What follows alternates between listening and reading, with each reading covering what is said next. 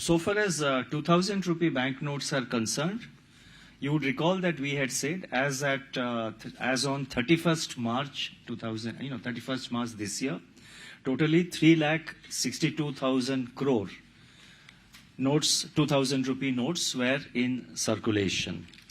After the announcement that we made, totally so far about 1,80,000 crores, 1.8 lakh crores of 2000 rupee notes have come back.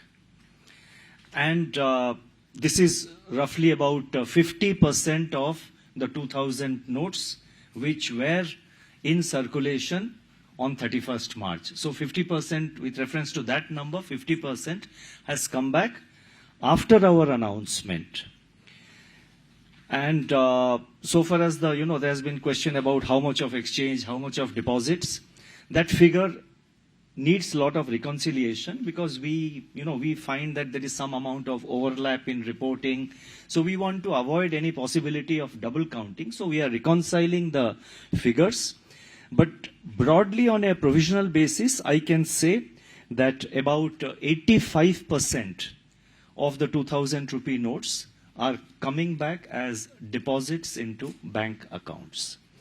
And let me also take this opportunity to say that this is, more or less, this is in line with our expectations.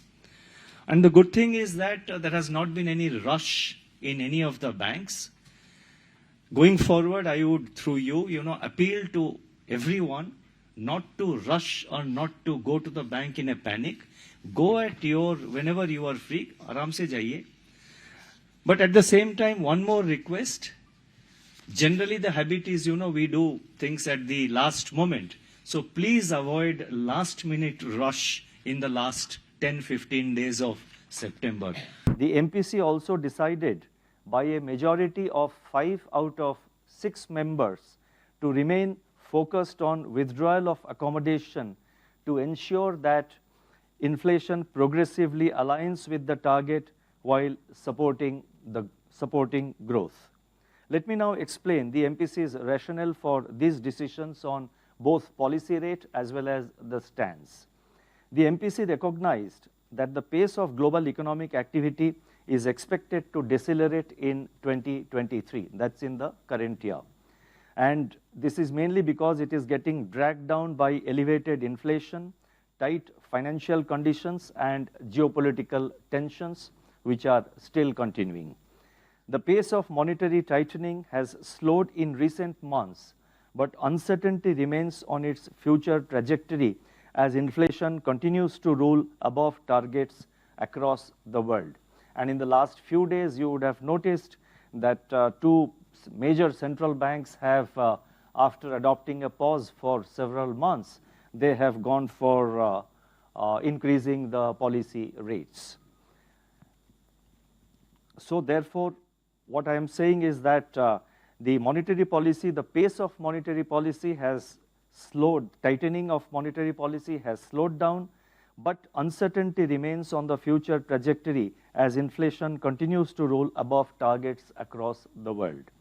In India, consumer price inflation eased during March-April 2023 and moved into tolerance band, declining from 6.7% last year, that is 22-23. Headline inflation, however, is still above the target as per the latest data and is expected to remain so according to our projections for 23-24. So when I say headline inflation is still above the target, I am referring to headline inflation as per our assessment will remain above 4% throughout 23-24. Therefore, close and continued vigil on the evolving inflation outlook is absolutely necessary, especially as the monsoon outlook and the impact of El Nino remain uncertain. Real GDP growth in 2022-23, on the other hand, turned out to be stronger than anticipated and is holding up well. The policy repo rate has been increased by 250 basis points since May last year, and is still working its way through the system.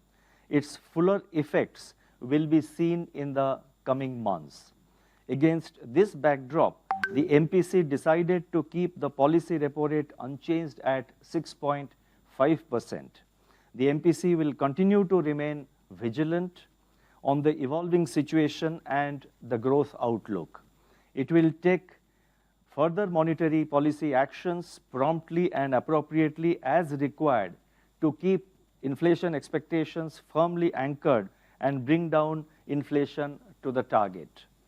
With the policy repo rate at 6.5% and full year projected inflation for 23-24 at just a little above 5%, the real policy rate continues to be positive. The average system liquidity, however, is still in surplus mode and could increase as rupees 2,000 banknotes get deposited in the banks. Headline inflation, as noted before, is easing but rules above the target, warranting close monitoring of the evolving price dynamics. Taking all these factors into account, the Monetary Policy Committee decided to remain focused on withdrawal of accommodation to ensure that inflation progressively aligns with the target while supporting growth. I would now proceed to provide our assessment of growth and inflation. Let me first focus on growth. India's real gross domestic product, that is real GDP, recorded a growth of 7.2% in 2022-23, stronger than the earlier estimate of 7%.